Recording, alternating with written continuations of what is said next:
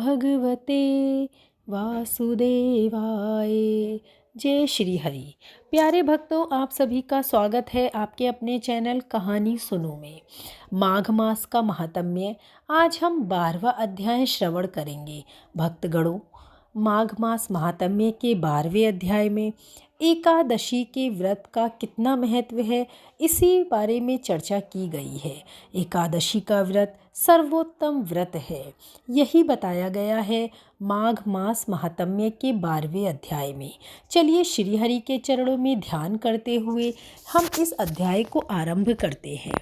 यमदूत कहने लगा कि जो कोई प्रसंगवश भी एकादशी के व्रत को करता है वह दुखों को प्राप्त नहीं होता। मास की दोनों एकादशी भगवान पद्मनाभ के दिन हैं। जब तक मनुष्य इन दिनों में व्रत नहीं करता उसके शरीर में पाप बने रहते हैं। हजारों अश्वमेघ, सैकड़ों वाजपेयी यज्ञ एकादशी व्रत की 16वीं कला के बराबर भी नहीं है। एकादशी के दिन व्रत करने से 11 इंद्रियों के किए गए पाप नष्ट हो जाते हैं।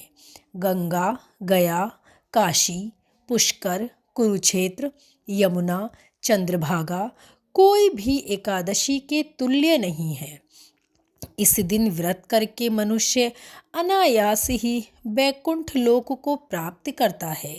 एकादशी को व्रत और रात्रि जागरण करने से माता पिता और स्त्री के कुल की 10-10 पीढ़ियां उद्धार पाती हैं और वह पीतांबरधारी होकर भगवान श्री हरि के निकट रहते हैं। बाल, युवक, वृद्ध तथा पापी भी व्रत करने से नरक में नहीं जाते।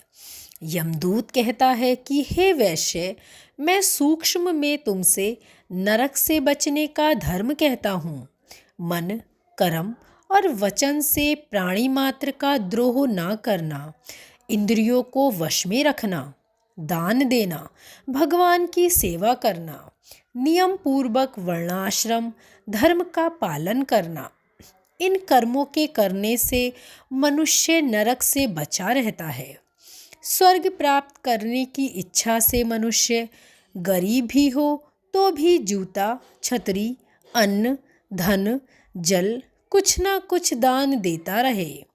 दान देने वाला मनुष्य कभी यम की यातना को नहीं भोगता तथा दीर्घायु और धनी होता है। बहुत कहने से ही क्या, अधर्म से भी मनुष्य बुरी गति को प्राप्त होता है। मनुष्य सदैव धर्म के कार्यों से ही स्वर्ग प्राप्त कर सकता है। इसीलिए बाल्यावस्था से ही धर्म के कार्यों का अभ्यास करते रहना चाहिए। इससे अपने जीवन को एक सही दशा मिलती है और अंततः श्री हरि के चरणों में स्थान मिलता है। तो भक्तगणों, हमने ये माघ मास महात्म्य का 12वां अध्याय श्रवण किया। अब हम इसी के साथ साथ 13वें अध्याय को भी श्रवण करेंगे। माघ मास महात्म्य 13वां अध्याय। विकुंडल कहने लगा कि तुम्हारे वचनों से मेरा चित्त अति प्रसन्न हुआ, क्योंकि सज्जनों के वचन सदैव गंगाजल के सदृश पापों का नाश करने वाले होते हैं। उपकार करना तथा मीठा बोलना सज्जनों का स्वभाव होता है। जैसे अमृत मंडल चंद्रमा को भी ठंडा कर देता है। अब कृपया करके बतलाइए कि किस प्रकार मेरे भाई का नरक से उद्धार हो सकता है। तब दूत कुछ देर ज्ञान दृष्टि से विचार कर मित्रता रूपी रस्से से बंधा हुआ बोला कि हे वैश्य, यदि तुम अपने भाई के लिए स्वर्ग की कामना करते हो तो जल्दी ही अपने 8 जन्म के पुण्य फल को उसके निमित्त अर्पण कर दो। तब विकुंडल ने कहा कि हे दूत, वह पुण्य क्या है और कौन से जन्म में और कैसे किया है, सो सब बतलाओ, फिर मैं अपना पुण्य अपने भाई को दे दूंगा। दूत कहने लगा कि हे वैश्य सुनो, मैं तुम्हारे पुण्य की सब कथा कहता हूँ। पूर्व समय में मधुवन में शाल्की नाम का ऋषि था। वह बड़ा तपेश्वरी, ब्रह्मा के समान तेज वाला था। नवग्रह की तरह उसकी स्त्री रेवती के 9 पुत्र थे, जिनके नाम ध्रुव, शशि, बुध, तार, ज्योतिर्मान थे। इन पांचों ने गृहस्थाश्रम धारण किया तथा निर्मोह, जितमा, ध्याननिष्ठ और गुणातग ये चारों सन्यास ग्रहण कर वन में रहने लगे। ये शिखा सूत्र से रहित पत्थर और सोने को समान समझते थे।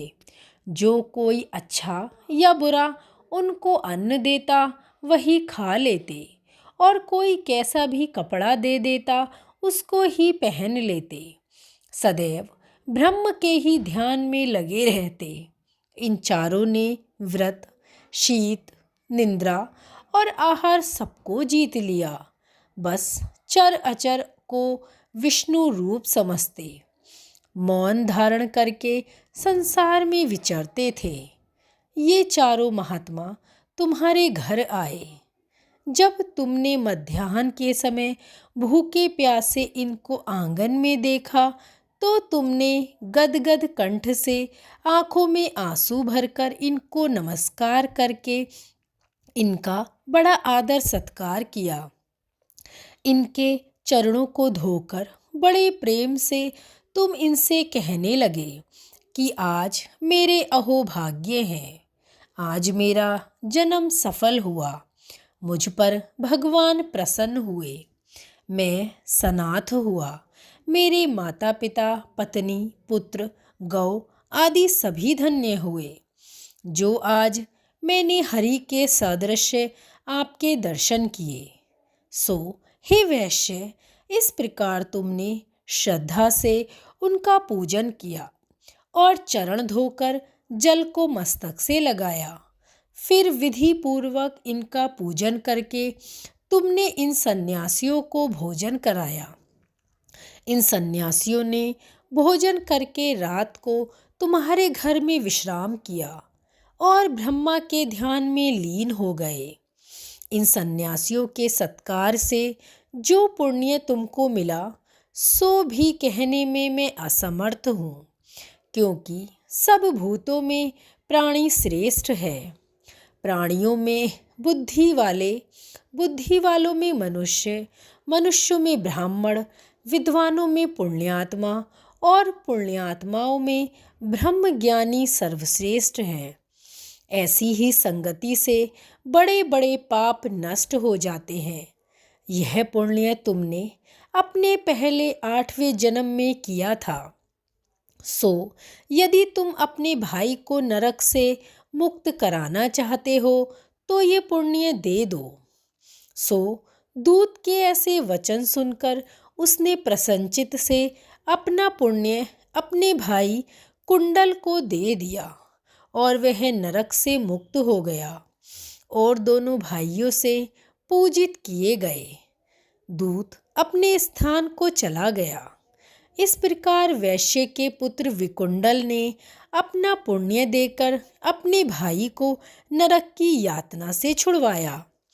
सो हे राजन, जो कोई इस इतिहास को पढ़ता या सुनता है वह 1000 गोदान का फल प्राप्त करता है, ऐसा श्री हरि ने कहा है। सो भक्तगणों, ये हमने 13वां अध्याय श्रवण किया। अब हम बड़ी ही श्रद्धा भक्ति से अगली वीडियो में माघ मास महात्म्य का 14वां अध्याय श्रवण करेंगे। भक्तों, आपको हमारे इस चैनल पर सभी मास के महात्म्य मिल जाएंगे। माघ मास के 1 से लेकर जितने भी महात्म्य हैं सभी आप श्रद्धा भक्ति से श्रवण करें। इससे आपको 1000 गोदानों का फल प्राप्त होगा। तो कहानी सुनो से जुड़ने के लिए धन्यवाद।